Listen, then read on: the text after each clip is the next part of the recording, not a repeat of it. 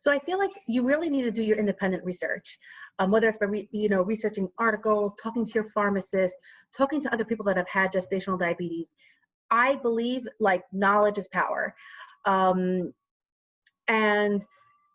there actually is research out there, like from the 1970s, I believe, that talks about a specific vitamin that can actually reverse gestational diabetes. Now, I don't know that it works for everyone, but it's worth it to Google it, look it up. It's actually a vitamin that's also used for anti-nausea. So what, B6, have you heard that? Yeah, no, I didn't for gestational diabetes, but for nausea, yeah. Yeah, so there are actually 2 studies that were done. It was a small scale study, so you can't necessarily extrapolate that to like every woman with gestational diabetes, right. But it's not harmful. You know, you could obviously ask your doctor if it's okay if you try it, and it's a specific form of B6. It's B6P5P. I don't know how to say the whole long thing, but it's a form that's easily absorbed by your body. And if you want to watch the video, just Google it. It'll come up and it'll explain to you like the science behind the insulin resistance that happens in pregnancy. And I personally like understanding like what's going on in my body. When I understand what's happening, it makes me more amenable to like making changes that will be helpful and safe for me. Right. You know, and that to me was, you know, empowering to like do my research and work with different people over the course of my pregnancy. One thing I want to say is that I got like some funny cravings also. I started like craving like cereal and milk. What? Cereal and milk, okay. Cereal and milk, like it would be sitting there like on the table from the kids' breakfast, and I'll be like, oh my gosh, like I need those Rice Krispies. I have to have them with them, like I need 2 bowls of it. But I had it once or twice, and then like I checked my blood sugar an hour later, and it was really a lot higher than what it was supposed to be. Right. And I said, it's just not worth it. But for a while I kept on craving it, and then after I gave birth, I'm like, oh great, I can go have that Rice Krispies.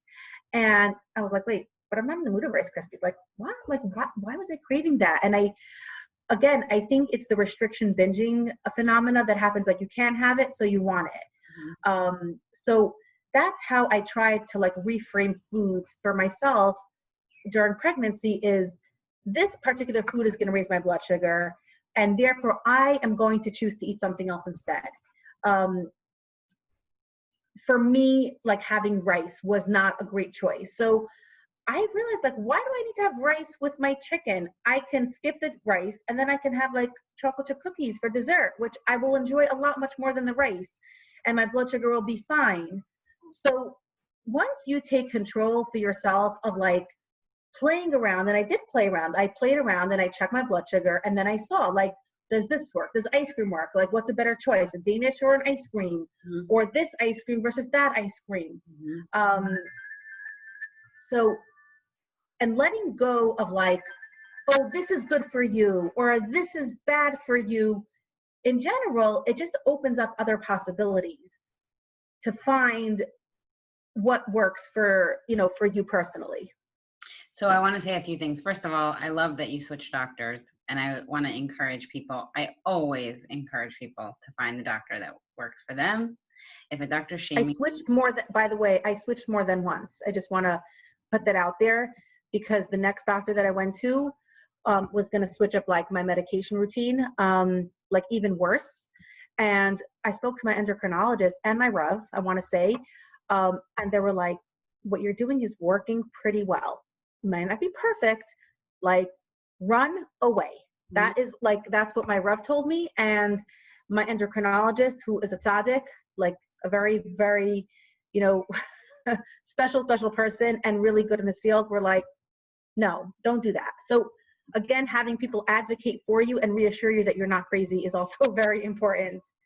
Yeah, that's a really important point. Like I always want to keep my like practice, like not bashing other professionals, you know, not bashing like whatever. And I don't bash the medical community or doctors at all. I think they're misinformed about weight. But But I will say that that's a really important point, that we need to advocate for ourselves and we need to have people to advocate for us. Like, I know I worked in the medical field for many years in a nursing home, and the residents who had family to advocate for them or had people coming in often, like, you get better care. Like, you need people to advocate for you. You need to know, you need to do some research. Yeah. Like, you do need to know, like, you do need to be able to say to the doctor, like, is it okay if I try this? Like, I did some research. Yeah, like, it's a collaborative thing. Our health is really collaborative. So good for you for switching doctors. And I think it's important for people to know that. Listen to your intuition, you know, ask people, but also use your intuition. And I think that you really touched on the delicate balance between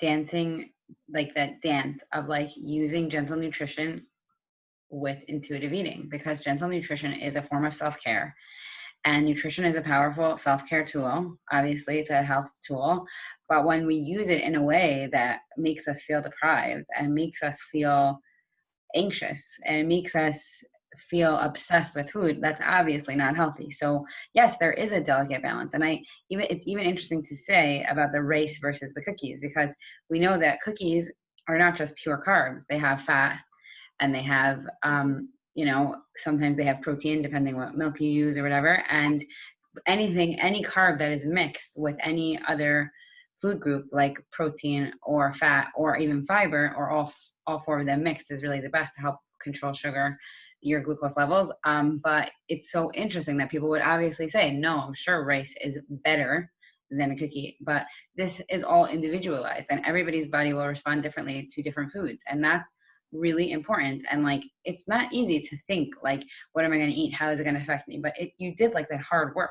Like, that's where people get confused with intuitive eating. They're like, oh, just eat whatever you want. I'm like, I never said that. I never said that. There's so much. Nutrition is a really important part, but you have to really know like the intention. Right.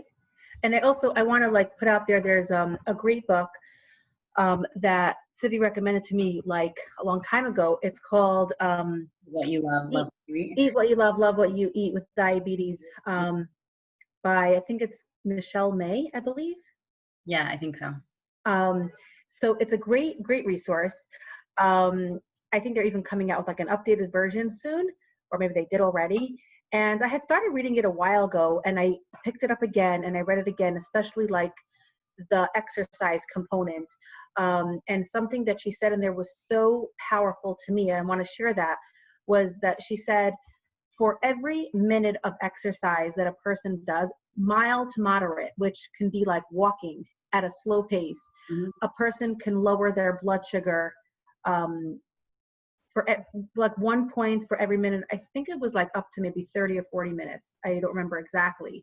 And to me, that was empowering, because that meant if I was like in my 7th month and like trudging around the block in a freezing cold night, just for 7 minutes, slowly, I was doing something powerful and something good for my body. Even if I walked around my dining room table, if I walked up the stairs, 2 or 3 times, I invested in my health and in my pregnancy health.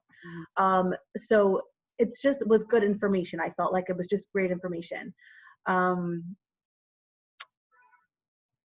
Yeah, that's where I think the black and white thinking, we get rid of the black and white thinking, right? Like, and I tell this to my clients all the time, like, why intuitive eating is so, first of all, empowering, and second of all, so realistic, is because it's not black and white. Like, you don't have to change, uprooting your whole way of eating or your whole way of exercising or lack of exercising is likely not going to work and lead you to feel deprived and feel like your body's in shock, So like, if you're like, I'm going to walk around the block for 5 minutes, like, you're doing your body a really important service. And also, you could put weight loss on the back burner and still focus on healthy behaviors. That's where I think people get stuck. Yeah, I think so. And for me, like, after I gave birth, I kept on thinking towards the end of my pregnancy, happens to be that my numbers actually got better.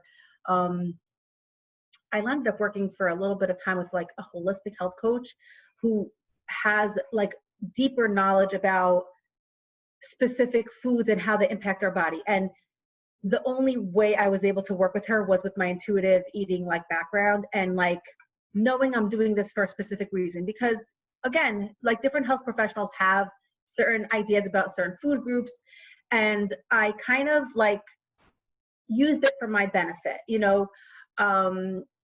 as opposed to like becoming restrictive. But and Baruch Hashem, like my numbers really were pretty great, like the last month of my pregnancy. And I started thinking like, what's it going to be like once I give birth? Like I was kind of nervous, like, am I going to binge? Like on all the things I couldn't have, or I was kind of modifying what I was having, or was I going to be phobic? Like I was going to be afraid of like that cereal milk that I landed up just avoiding, or that rice that I felt like wasn't worth it. Like, and I wasn't sure. I kept on thinking like, what's this going to be like after I give birth? And I don't have like the gestational diabetes like hanging over my head. So what happened? So I will say that, and I think we spoke about this a little bit at a different conversation, how like I noticed right away that my hunger and fullness cues were very, very, very off.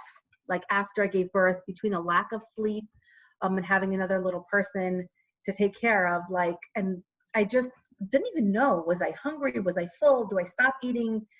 I kind of like was bumbling around, not knowing where I was. And my appetite came back full force and like with vigor, especially nursing. I have a great appetite. I was eating probably double what I was eating when I was pregnant. And I was like, okay, like I'm nervous, like what's going to be? And I'm still periodically checking my blood sugar as per my endocrinologist, because you do need to make sure that your numbers go back to normal as what they were before. So it is really a recalibration of sorts. And I'm just like trying to be kind to myself and realize that it is okay. And I realized I probably will be binging a little bit or eating a lot of certain things that I was limiting myself during pregnancy because I didn't have them. And yeah, when I go and I want to buy, chocolate bars, I might buy several of my favorite varieties. And again, going back to like the principle of giving yourself full permission to eat, I believe that like I will recalibrate to a point where I'm not having too much of, of one particular type of food.